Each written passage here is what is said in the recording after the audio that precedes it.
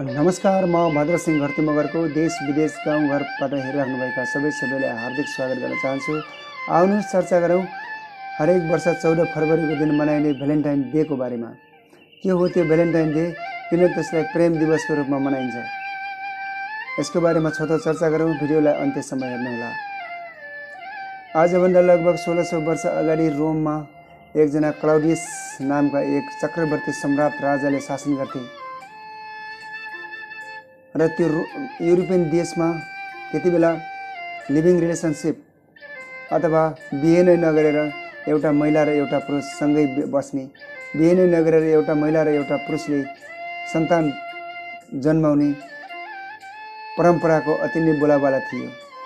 त्यति बेला रोममा चक्रवर्ती सम्राट क्लाउडियसले शासन गर्थे र रोममा युद्धहरू भइरहेको थियो र उनले आफ्ना युद्ध लड्ने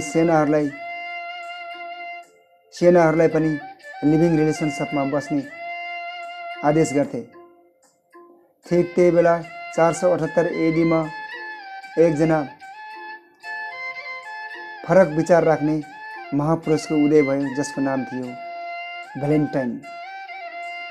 उनको बुझाइअनुसार लिभिङ रिलेसनसिपमा बस्नु, बिहे नगरेर एउटा महिला र एउटा पुरुषसँगै जीवन बिताउनु मानव सभ्यताको लागि गलत हो भन्ने उनको बुझाइ थियो र उनले हरेक रोममा बसोबास गर्ने केटाकेटीहरूको बिहे गराउन थाले। संयोगवश उनी एउटा चर्चको पादरी बने र चर्चमा आउने सबै केटाकेटीहरूको बिहे गराउँदै हिँड्न थाले र हरेकलाई यो शिक्षा दिन थाले, महिला र पुरुषहरूले बिहे गरिसकेपछि मात्रै सन्तान उत्पन्न गर्नुपर्छ र सँगै बस्नुपर्छ भनेर शिक्षा दिन थाले। र यो कुरा राजा क्लाउडियसले थाहा पाइसकेपछि क्लाउडियस राजालाई धेरै रिस उठ्यो र भ्यालेन्टाइनलाई आफ्नो दरबारमा समातेर ल्याउने आदेश दिए र भ्यालेन्टाइनलाई राजा क्लाउडियसको सामु भ्यालेन्टाइनलाई उपस्थित गराइयो र राजा क्लाउडियसले सोधे, तिमी यो कुन कुकर्म गर्दैछौ, के नराम्रो काम गर्दैछौ, किन यस्तो गर्दैछौ भनेर सोधे। भ्यालेन्टाइनले जवाब दिए, मैले जे गर्दैछु ठिक गर्दैछु, लिभिङ रिलेसनसिपमा बस्नु पशु जस्तै हो, त्यसो भएर तपाईँ पनि लिभिङ रिलेसनसिपलाई छाडेर बिहे गर्ने परम्परामा आउनुहोस् भनेर उनले जवाब दिए। तर राजा क्लाउडियसले यो कुरा पिटिक्कै मन परिरहेको थिएन र भ्यालेन्टाइनले हरेक केटाकेटीहरूको बिहे गराउँदै गए। राजाको आदेशलाई उनले मान्दै मानेनन्। अन्ततः 14 फरवरी 498 एडीमा क्लाउडियस राजाले आदेश दिए कि सन्त भ्यालेन्टाइनलाई मृत्युको दण्ड दिऊ। राजाको आदेश अनुसार 14 फरवरी 498 क्लाउडियसको राजाको आदेश अनुसार सन्त भ्यालेन्टाइनलाई फाँसीको सजाय दिइयो र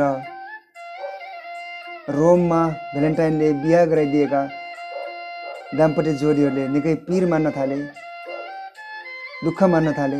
त्यो दिनलाई उनीहरूले भ्यालेन्टाइन डेको रूपमा मनाउने निर्णय गरे। अर्थात् भ्यालेन्टाइन डेको मतलब बिहा गर्नुपर्छ भन्ने अर्थ हो।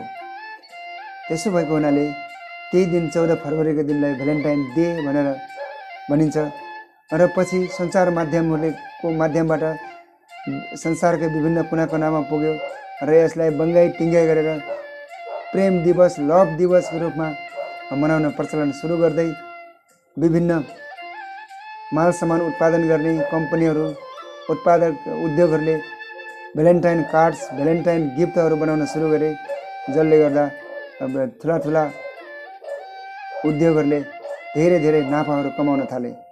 त्यसो भएको हुनाले हामी यो भ्यालेन्टाइन डेलाई बुझौँ र यसको वास्तविक अर्थ के हो। भ्यालेन्टाइन डेको नाममा हामी गलत दिशातिर, गलत एउटा सङ्गतमा लागेर अथवा भ्यालेन्टाइन डे भनेर एउटा केटा एउटा केटी